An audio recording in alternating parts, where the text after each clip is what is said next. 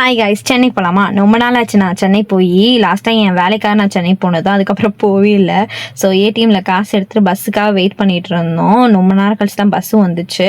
So நான் எப்போ பாரு இந்த ஸ்லீப்பர் போடும்போது ஒரு ஃபோட்டோ எடுத்து இன்ஸ்டாவில் போடுவோம் அப்படின்னு நினைப்பேன். ஆனால் போடவே முடியாது. ஏன்னா இந்த வீடியோ நான் எடுக்கும் போது காரைக்கால்லேருந்து கிளம்பும் போது இந்த வீடியோ எடுத்தேன். பட் சென்னை போய் தான் எழுந்திரிச்சேன். என்ன மாதிரி யார் யார் இருக்கீங்களோ அவங்களாம் கீழே எல்லோ ஹார்ட் கமெண்ட் பண்ணுங்கள். ஸோ அப்புறமேட்டு அங்கேருந்து தாம்பரத்துக்கு பஸ் ஏறியாச்சு. அதே மாதிரி பஸ்ஸில் யாருமே இல்லை. நாங்கள் காலைல ஏறும் போது ஃப்ரீயாக இருந்துச்சு பஸ்ஸு. அப்புறம் ட்ரெஸ்லாம் மாற்றிட்டு அங்கேருந்து ஒரு வேலையாக கிளம்பிட்டோம். போகிற வழியில் இந்த பில்டிங் மட்டும் கொஞ்சம் டிஃப்ரெண்ட்டாக இருந்துச்சு. ஸோ இதை கவர் பண்ணியிருந்தேன், அழகாக இருந்துச்சுன்னு.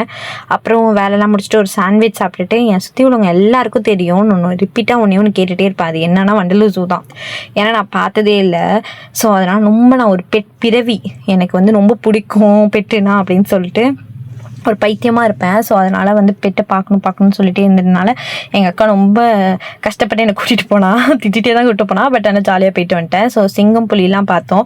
சிங்கம் தான் ரொம்ப லாங்கில் இருந்தாலும் ஃபோட்டோ எடுக்க முடியல. அப்புறம் நான் ரொம்ப எக்ஸைட்டடாக போனது ஒன்றுத்துக்கு தான், கோப்ரா பார்க்கலான்னு. பட் அதனால் பார்க்கவே முடியல. பைபிள் எங்கே போய் ஒழிஞ்சிச்சோ தெரியல, பார்க்கவே முடியல, எங்கே போய் ஒழிஞ்சிக்கிச்சு.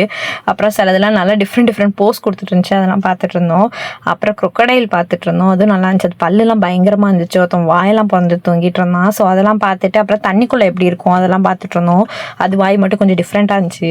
அப்புறம் நான் இவ்வளோ எக்ஸைட்டடாக சொல்லிட்டு இருக்கேன், இப்போயும் உங்கள்கிட்ட இவ்வளோ எக்ஸைட்டட். எங்கள் அக்காட்டே அதே மாதிரி தான் சொல்லியிருக்கேன். ஆனால் எங்கள் அக்காக்கு ஒரு எக்ஸைட்டடும் இல்லை. அந்த மாதிரி இருக்க கேரக்டரும் கீழே கமெண்ட்ல சொல்லுங்கள். அப்புறம் டீ குடிச்சிட்டு அங்கேருந்து கோயம்பேடுக்கு பஸ் ஏறதுக்காக கிளம்பிட்டோம். அப்புறம் அங்கே போய் ஒரு பானிபூரி, எங்கள் அக்கா 2 பரோட்டா சாப்பிட்டா. ஸோ ஆஸ் யூஷுவல் நான் அங்கே போய் தூங்கிட்டேன் பஸ் ஏறிட்டு. அதனால் வீடியோ எடுக்க முடியல. பாய்.